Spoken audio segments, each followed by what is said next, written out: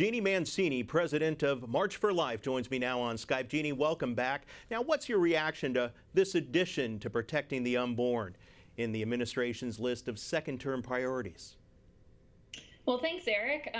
We're delighted to see that. I just happen to wonder if it was a mistake at the staff level that it wasn't originally included. I mean, this has been such an important issue for President Trump.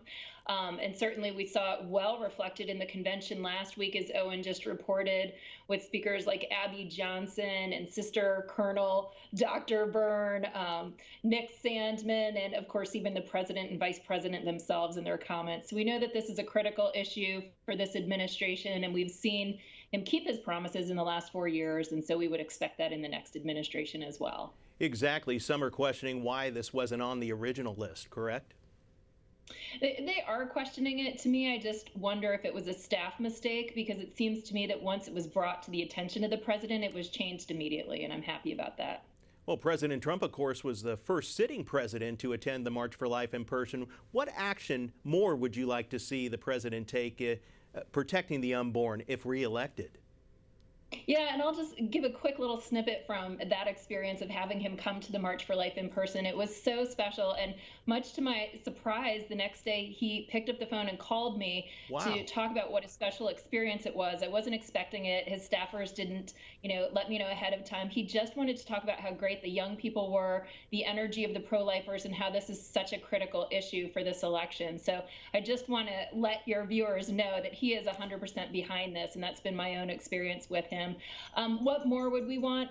For him to be faithful to his promises, promises made, promises kept. That's what he's running on, and that's what we've seen in these last 4 years. He's courageous. He's not a career politician. He leans into these issues. So like Allison from Live Action just said, defunding Planned Parenthood, protecting the Hyde Amendment. We heard Speaker Pelosi come out with some terrible remarks about the popular bipartisan Hyde Amendment, which prohibits taxpayer funding of abortion, doing things like preserving ethical experimentation, especially right now with these vaccines for coronavirus, making sure that we're not using embryonic stem cells, in that kind of experimentation, etc. So these kinds of things we can see the president leaning into in a second term. Well, I tell you, a lot of us are looking forward to next week's virtual theme reveal of the 2021 March for Life, but can you give us any insight on that?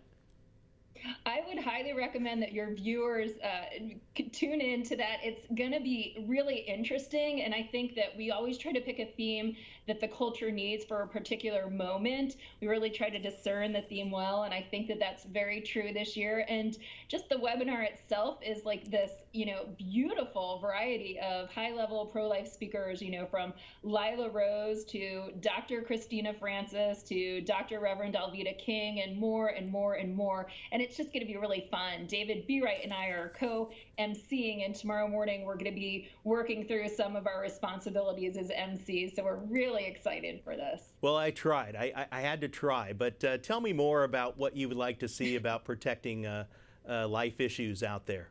Anything more?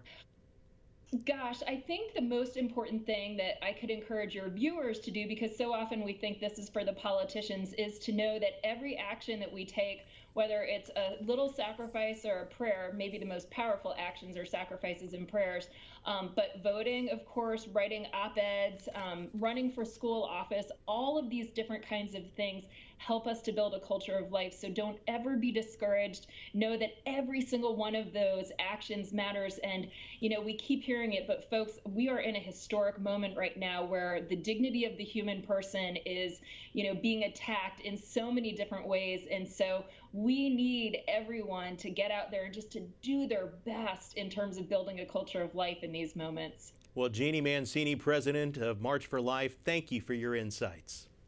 Thanks so much for having me, Eric.